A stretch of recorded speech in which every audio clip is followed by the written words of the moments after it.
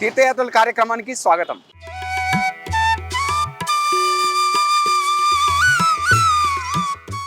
ఇప్పుడు మనం సిద్దిపేట జిల్లా కేంద్రంలో ఉన్న బ్రాహ్మణింటి ఎల్లమ్మ ఆలయం దగ్గర ఉన్నాం.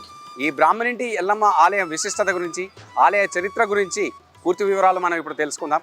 ఇక్కడ అమ్మవారికి జరిగే నిత్య పూజ కైంకర్యాలు, అలాగే అమ్మవారి విశిష్టత, మిగతా విషయాలన్నింటినీ భక్తుల మాటల్లో, ఆలయ పూజారుల మాటల్లో మనం తెలుసుకుందాం. ఈ బ్రాహ్మణింటి ఎల్లమ్మ ఆలయం సిద్దిపేట నగరం నడిబొడ్డున ఉంది. ఇక్కడ నగరం నడిబొడ్డున అమ్మవారి ఆలయం కొలువై భక్తుల చేత నిత్య పూజలు అందుకుంటుంది. ఇక్కడ సిద్దిపేట బస్టాండ్ నుండి 2 కిలోమీటర్ల దూరంలో ఉన్న ఈ ఆలయానికి నిత్యం వివిధ ప్రాంతాల నుండి పెద్ద సంఖ్యలో భక్తులు తరలివచ్చి అమ్మవారిని దర్శించుకుంటారు. ఆలయ విశిష్టత గురించి, అమ్మవారికి జరిగే నిత్య పూజ కైంకర్యాల గురించి ఇప్పుడు మనం తెలుసుకుందాం. రండి.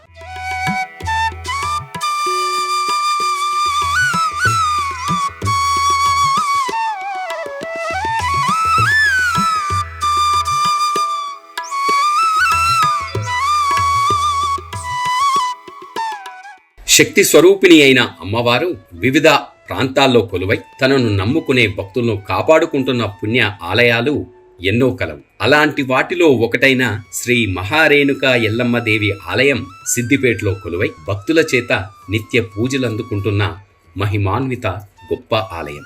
ఇక్కడి అమ్మవారు బ్రాహ్మణింటి ఎల్లమ్మగా భక్తుల చేత పూజలందుకుంటుంది. ఇక్కడ బ్రాహ్మణింటి ఎల్లమ్మగా ఉండడం వెనుక కథనం ఏందనే ఆసక్తిని కనబరుస్తారు. గ్రామదేవత అయిన ఎల్లమ్మ తల్లి ఎక్కడ ఏ గ్రామంలో కొలువైనా అమ్మవారికి భక్తులు జంతు బలులను ఇవ్వడం అనేది ఆచారం. సంస్కృతిలో భాగంగా పోచమ్మ తల్లి, ఎల్లమ్మ తల్లికి భక్తులు జంతు బలులను ఇవ్వడం అనేది ఇక్కడి సంస్కృతి ఆచారం. కానీ సిద్దిపేట జిల్లా కేంద్రంలో కొలువై ఉన్న బ్రాహ్మణింటి ఎల్లమ్మకు మాత్రం ఎలాంటి జంతు బలులను ఇవ్వడం అనేది ఇక్కడ జరగదు. అందుకే అమ్మను బ్రాహ్మణింటి ఎల్లమ్మ అంటారు. భక్తులు అమ్మవారికి పాయసంతో వండిన వంటకాలను మాత్రమే నైవేద్యంగా సమర్పించి ప్రత్యేక పూజలు జరుపుకుంటారు. ఇక్కడ జంతు బలులు ఇవ్వడం అనేది ఆచారం కాదని శాస్త్రంలో నిక్షిప్తమై ఉంది. అందుకే భక్తులు అమ్మవారికి తీపి పదార్థాలను, పాయసాన్ని, బెల్లంతో చేసిన వంటకాలను మాత్రమే అమ్మవారికి నైవేద్యంగా సమర్పించి మొక్కులు చెల్లించుకుంటారు. ఇక్కడి బ్రాహ్మణింటి ఎల్లమ్మ శ్రీ మహారేణుక ఎల్లమ్మ దేవి వార్షికోత్సవాలు అంగరంగ వైభవంగా జరుగుతున్నాయి. 48వ వార్షికోత్సవంలో భాగంగా అమ్మవారికి మొదటి రోజు అమ్మవారి సంపూర్ణ అభిషేకాన్ని ఫల పంచామృతాలతో నిర్వహిస్తారు. ఈ అభిషేకంలో భక్తులే స్వయంగా పాల్గొని అమ్మవారి మూలమూర్తికి అభిషేకించి తరిస్తూ ఉంటారు. అదే రోజు సాయంత్రం అమ్మవారి ఊరేగింపు రథోత్సవం నేత్రపర్వంగా నిర్వహిస్తారు. రథంపై దేదివ్యమానంగా వెలుగొందుతున్న అమ్మవారిని దర్శించుకొని చల్లంగా చూడమ్మా అని వేడుకుంటారు. మంగళ హారతులతో స్వాగతం పలుకుతూ అమ్మవారి నామాలను జపిస్తూ అమ్మ కృపకు పాత్రులవుతారు. 2వ రోజు ఆలయంలో జపములు, పారాయణములు, అమ్మవారి నామాలను జపిస్తూ ప్రత్యేక పూజలు జరుపుకుంటారు. అదే రోజు సాయంత్రం బోనాల్ని సమర్పించి మొక్కులు తీర్చుకుంటారు. వివిధ ప్రాంతాల నుండి పెద్ద సంఖ్యలో భక్తులు అమ్మవారికి బోనాన్ని సమర్పించి మొక్కులు తీర్చుకుంటారు.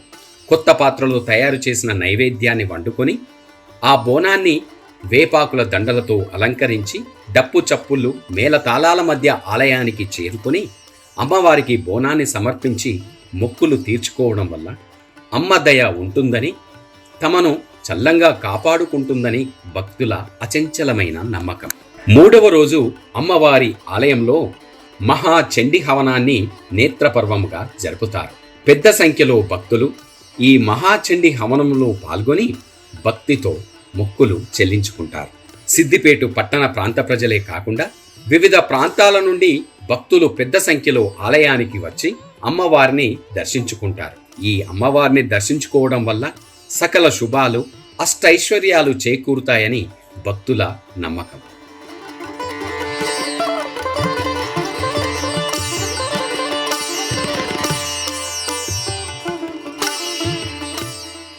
పాపనింటి ఎల్లమ్మ గురించి, కథనం గురించి మీ మాటలు.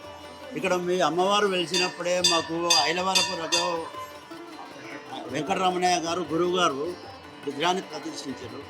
ఈ అమ్మవారికి ప్రత్యేకత ఏంటంటే అమ్మవారు కోరుకున్న కోరికలు తీర్చే అమ్మవారిని ఈమె దగ్గర మేకలు కోళ్ళు అటువంటి బలియకూడదు. ఎందుకంటే ఇవన్నీ కోరికలు చూస్తుంది. పిల్లలు లేని వారికి పిల్లలు, వ్యాపారం చేసుకుంటే వ్యాపారం, ఏ చేసుకుందామని కూడా ఈమె దీవెన ఉంటుంది.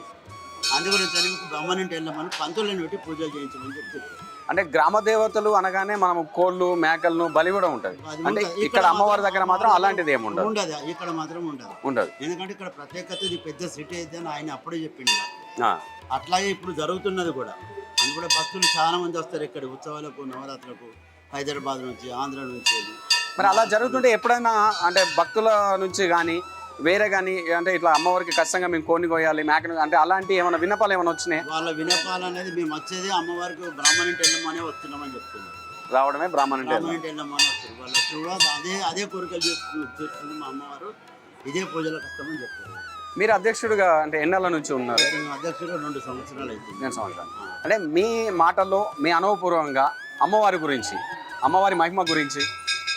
అమ్మవారి మహిమ అంటే అది మేము కళ్ళతో చెప్పారా, ఆమె నోటితో ఏం చెప్పరా, ఆమె ప్రత్యేకత. ఒకరోజు ఇక్కడ నేను పడ్డా, నా నెత్తికి బాగా దెబ్బదాకా, నా నెత్తికి దెబ్బదాకా మంచిగానే ఉంది. ఆ బండ అనేది మెత్తగా అనిపించింది అంతే. ఆమె నిత్యం కొలిస్తే భక్తులను కాపాడుకుంటది అంటే అది నిదర్శనం. 32 సంవత్సరాలే అమ్మవారు ప్రతి మంగళవారం ఒక్కపోతుంది. ఎన్ని సంవత్సరాల నుంచి? 32 సంవత్సరాలు. 32 సంవత్సరాల నుంచి అమ్మవారికి ప్రతి మంగళవారం ప్రతి మంగళవారం ఒక్కపోతుంటారు. గుడి కట్టి 48 సంవత్సరాలు. 48 సంవత్సరాలు అయింది. మీరు 38 సంవత్సరాల నుంచి అమ్మవారికి ఒక్క పొద్దు ఉంటారు. మా సంఘం వారు, మా గౌడ్స్ మొత్తం, మా గౌడు గిటప సాగర సంఘం వాళ్ళు కూడా ఇక్కడ ఒక్క పొద్దే ఉంటారు. ఇప్పుడు అమ్మవారికి ఎన్నో వార్షికోత్సవం ఇప్పుడు జరిగింది? 48వ వార్షికోత్సవం. ఓకే. అంటే ఆ వార్షికోత్సవంలో ఎలాంటి కార్యక్రమాలు నిర్వహిస్తారు? మేము ఇక్కడ ప్రతి రోజు పూజలు ఉంటాయి. లాస్ట్ నాడు మాత్రం పూర్ణావతి అమ్మవారికి ఉంటాయి. పూర్ణావతి చేస్తాం. ఆ రోజు మాత్రం ప్రతి ఈ 3 రోజులు కూడా అందరికీ అన్నదానం ఉంటుంది. అంటే కళ్యాణం ఉందా? అమ్మవారి కళ్యాణం ఇట్లా ఇలాంటివి జరుగుతాయా? కళ్యాణం అన్నదానం ఉంటుంది. జరగదు. అంటే ఇవి అంటే ఎన్ని రోజుల పాటు జరుగుతాయి వార్షికోత్సవాలు? 3 రోజులు జరుగుతాయి సార్. అంటే ఇప్పుడు అమ్మవాళ్ళు గ్రామ దేవతలు అనగానే మనం ఊర్లలో చూస్తూ ఉంటాం, జంతు బలులు ఇచ్చి నైవేద్యంగా పెడతా ఉంటారు. మరి శాకాహారం అంటే అమ్మవారికి అంటే ఏ రకాలుగా నైవేద్యాలు పెడతారు? ఎలాంటి నైవేద్యం సమర్పిస్తారు? అంటే బెల్ల అన్నంతో నైవేద్యం బోనాలు చేస్తాము. ఇప్పుడు రకరకాల పిండి వంటలు, స్వీట్లు కానీ ఏది కానీ అలాంటివే చేస్తాం తప్ప వేరే ఏం చేయము ఇక్కడ. అంటే అట్లా ఆమె మాకు ఏది తలుచుకుంటే అది. ఇప్పుడు మాకు అమ్మవారి ఇది మా పరిస్థితి ఏంటి అంటే కూడా మాకు కొలుచుకున్న బంగారం లేక పిల్లలు లేని వాళ్ళు వచ్చి ముఖ్యంగా పిల్లలు కావడం, ఉద్యోగం గురించి కానీ చదువుల గురించి కానీ ఏదైనా అన్ని విధాల సరస్వతి ఆమెని, శక్తి ఆమెని, రేణుక ఆమెని. గ్రామ దేవతలు అంటే ఈమె గ్రామ దేవతల కిందకి రాదు. ఈమె రేణుక ఎల్లమ్మ తల్లి పరశురాముల వారి వాళ్ళ కన్నా తల్లి. ఈమె జమదగ్ని మహర్షి వాళ్ళ భార్య కనుక ఈమె గ్రామ దేవతల కిందకి రాదు. ఈమె రేణుక ఎల్లమ్మ తల్లి అంటే ఆమె శివుని బిడ్డ. ఆమె శివుని బిడ్డగా ఆమె మాకు అలా ఉన్నది. అలాగే గ్రామ దేవతలు అనగానే మన ఊర్లలో చూస్తూ ఉంటాం, ప్రతి ఊరికి పోచమ్మ తల్లి, ఎల్లమ్మ తల్లి అంటే ఈ ఆలయాలు ఉంటాయి ఖచ్చితంగా, ఎక్కడైనా ఉంటాయి. అంటే వీళ్ళను మన గ్రామ పొలిమేరలో వీళ్ళు ఖచ్చితంగా రక్షిస్తారు, మన ఊరిని కాపాడుతారు అని చెప్పి ఒక నమ్మకం కదా. నమ్మకం గడ్డ మీద కానీ అక్కడ కానీ అలా ఉంటది. కానీ అలా కాదు. రేణుక ఎల్లమ్మ తల్లి ఏమంటే జమదగ్ని మహర్షి వాళ్ళ భార్య కనుక మా పరశురాములు వాళ్ళ తల్లి, మా గౌడ కులసులకు మా ఇలవేలుపు ఈమె కనుక. అప్పుడు 1976లో మా పేద మనుషులు చాలా కష్టపడి ఏమన్నా కానీ చెప్పి ఇక్కడ నిర్మించిందని మేము అలాగే కాపాడుకుంటూ వస్తున్నాం. మీకు అమ్మవారికి మీకు ఎంతో అనుబంధం ఉంది. నా చిన్నతనం నుంచి, నా బాల్యం నుంచి అమ్మవారి గురించి మీ మాటల్లో అమ్మవారి మహిమ గురించి, అమ్మవారి కోరికలు ఎలా భక్తులు కోరికలు నెరవేరుస్తారు వాటి గురించి మా భక్తులకు వివరించి చెప్తాను. ఇది ఐలవజ్జల వెంకటరమణయ్య గారు అవధూత, గురువు గారు అవధూత. ఆయన చిన్నతనంలోనే శ్రీశైలం అడవులో ఒక 18 సంవత్సరాలు తపస్సుడు అంటే ఆయన ఓన్లీ వాయువునే భుజించిండు తప్ప వేరే ఏం లేకుండా 18 ఇయర్స్ తపస్సుడు. ఆయన శక్తి ఇక్కడ సిద్దిపేటలో ఆయన శిష్యుడు గాదగోని రేడియోవాడు ఉండే. ఆయన ద్వారా ఇక్కడ ఇది ఊరవతలో ఉండే అప్పుడు మన మామూలుగా ఎల్లమ్మ గుడి కట్టినట్టే కట్టిర్రు. ఆయన ఏమన్నా ప్రతి జాగాలో ఉన్నది నా ఇంటి విలువేలుపు రేణుక అంటే ప్రతి రేణువులో ఉండే శక్తి ఏదైతే ఉందో అది నా దగ్గర ఉన్నది, అది మీ దగ్గర ప్రతిష్ఠిస్తాను. కాకపోతే ఈ బలిదానాలు ఉండకూడదు, శాకాహారంగా బ్రాహ్మణింటి ఎల్లమ్మ ఇది. బ్రాహ్మణింటిగా పెట్టాలంటే మా పెద్ద మనుషులు మా గీతా పరిశ్రమ సహకార సంఘ సభ్యులు అప్పుడు ఒప్పుకున్నారు. ఎంతో కష్టపడి ఆ సిమెంట్ విగ్రహానికి ఇచ్చిన ఆర్డర్ కూడా తీసేసి ఇక్కడ ప్రతిష్ట చేశారు. ఆయన ఏదైతే తపస్సు చేసిండో ఆయన శక్తిని ఇక్కడ ధారపోసి ఇక్కడ ఓన్లీ రూపకంగా ఉండాలనే విగ్రహం పెట్టిన తప్ప ఆయన తపస్సు అంతా ఇక్కడనే ఉన్నది. తపోశక్తి ద్వారా ఉన్నది. యావత్ ప్రపంచంలో అప్పుడు శంకరాచార్యులు ఎట్లా 18 అష్టపీఠాలు అమ్మవారి శక్తిపీఠాలు పెట్టిర్రో ఆయన ఇక్కడ 3 శక్తిపీఠాలు టోటల్లా.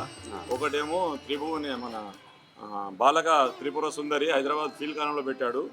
సిద్దిపేటలో రాక్షస నామ సంవత్సరము 1976లో ఇక్కడ ప్రతిష్ఠించిండు. 83లో చిట్కులలో పెట్టాడు చాముండేశ్వరి.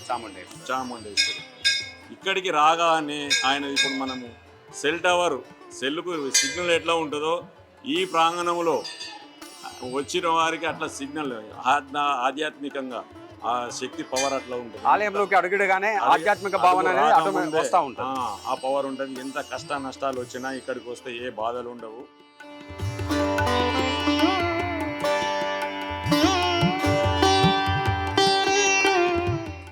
ఈ ఆలయంలో కొలువై ఉన్న మహారేణుక ఎల్లమ్మ బ్రాహ్మణింటి ఎల్లమ్మకు ప్రతి శుక్రవారం పర్వదినాన సంపూర్ణ అభిషేకాన్ని జరపడం ఆనవాయితీ. ఎప్పుడైతే అమ్మవారిని ఇక్కడ కొలువు తీర్చారో అప్పటి నుండి అర్చకులు అమ్మవారికి ప్రతి శుక్రవారం రోజున సంపూర్ణ అభిషేకాన్ని జరుపుతారు. ఎక్కడ ఏ ఆలయంలో లేని విధంగా అమ్మవారి మూలమూర్తికే భక్తులే స్వయంగా అభిషేకంలో పాల్గొనే అవకాశం రావడం జన్మజన్మల పుణ్యఫలం. భక్తితో అమ్మవారికి ఇంటి నుండి శుద్ధ జలాన్ని, పాలు, చక్కెర, నేయి తదితర సుగంధ ద్రవ్యాలను తీసుకువచ్చి భక్తితో ఆలయ ప్రదక్షిణ గావించి అనంతరం అమ్మవారి అభిషేకంలో పాల్గొంటారు. ఉదయం 7 గంటలకు ప్రారంభమయ్యే అభిషేకంలో పాల్గొనడానికి భక్తులు వివిధ ప్రాంతాల నుండి పెద్ద సంఖ్యలో తరలివస్తూ ఉంటారు. ఆలయానికి వచ్చిన భక్తులందరి చేత అమ్మవారి అభిషేకంలో పాల్గొనే అదృష్టాన్ని కల్పిస్తారు ఇక్కడి ఆలయ నిర్వాహకులు. భక్తులు భక్తి ప్రపత్తులతో అమ్మవారి అభిషేకంలో పాల్గొని తమ కోరికలను తీర్చమని ఆ ఎల్లమ్మ తల్లిని వేడుకుంటారు. అమ్మవారి అభిషేకం జన్మజన్మల పుణ్యఫలం. ఆ అమ్మవారికి ఆ జగజ్జననికి జరిగే నిత్య అభిషేకంలో పాల్గొనడానికి భక్తులు విరివిగా వస్తూ ఉంటారు. అనంతరం అమ్మవారిని సర్వాంగ సుందరంగా పట్టు వస్త్రాలతో పలు రకాల పుష్పమాలికలతో అందంగా అలంకరించి మంగళ హారతులు ఇచ్చి భక్తులకు దర్శన భాగ్యం కల్పిస్తారు. గర్భాలయంలో దేదివ్యమానంగా వెలుగొందుతున్న శ్రీ మహారేణుక ఎల్లమ్మ తల్లిని దర్శించుకొని భక్తులు పునీతులవుతారు. ఎన్నో జన్మజన్మల పుణ్యఫలం ఉంటే తప్ప ఈ అమ్మవారిని దర్శించుకోలేరని ఇక్కడి వారు చెబుతారు. ఏది కోరుకున్నా ఇచ్చే ఆ బ్రాహ్మణింటి ఎల్లమ్మను భక్తులు తమ కోరికలను నెరవేర్చుమని వేడుకోగానే ఇట్టే నెరవేరుస్తుందని భక్తుల అపారమైన నమ్మకం. ఎంతో మహిమగల అమ్మవారు కాబట్టే పెద్ద సంఖ్యలో భక్తులు ఈ అమ్మవారి దర్శనార్థం తరలివస్తూ ఉంటారు.